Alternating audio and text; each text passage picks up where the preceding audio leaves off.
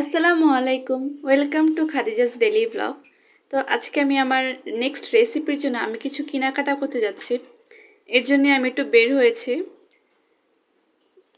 তো আমি হচ্ছে এমন মানুষ যার একবার ঘরে ঢুকলে ঘরের থেকে বের হইতে ইচ্ছে করে না, আবার যদি বের হই তাহলে আর ঘরে ঢুকতে ইচ্ছা করে না। আচ্ছা, কার কার সাথে এমন হয়? তো আজকে আমি যাব হচ্ছে বেসন কিনতে আর সুজি কিনতে। তো এটা হচ্ছে আমাদের 2 নাম্বার মসজিদ মার্কেট। এটা সাধারণত অনেকেই চিনেন। তো আমি এখান থেকে বেসন আর সুজি কিনে নেবো এবং আমার আরও অনেক জিনিসপত্র দরকার তা নিব। তো এখান থেকে আমি সুজিটা নিয়েছি, এখানে বেসন ছিল না, তো আমি বেসনটা কিনতে যাব। তো এখানে আমি সুজির পাশাপাশি কিছু মেডিসিন লাগতো, তো মেডিসিনও কিনে নিয়েছি। তো এখন আমি বেসনটা কিনতে যাব। বেসন কেনার সাথে সাথে আমার কাঠবাদামও লাগবে।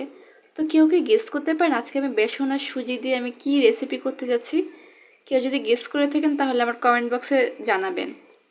তো এখান থেকে আমি বেসন নিয়েছি, আমি খোলা বেসন নিয়েছি, কারণ আমার অল্প বেসন দরকার ছিল। তো আমি এই যে আঙ্কেল আমাকে বেসন দিচ্ছিল, আমি এখানে 50 টাকার বেসন নিয়েছিলাম, কিন্তু আমি বুঝিনি যে 50 টাকার এতগুলি বেসন হয়ে যাবে, তো থাক নিয়ে নিয়েছি। পরে অন্য অন্য কিছুর জন্য দরকার পড়বে।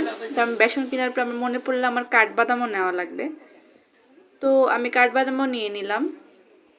তো আমি বাসায় চলে যাচ্ছি। যদি আমার আজকের এই ছোট ব্লগটি ভালো লেগে থাকে তাহলে লাইক, শেয়ার, কমেন্ট এবং সাবস্ক্রাইব করে দেবেন। আশা করি পরের বার থেকে আমি আপনার জন্য আর ভালো এবং বড় কোনো ব্লগ নিয়ে আসব।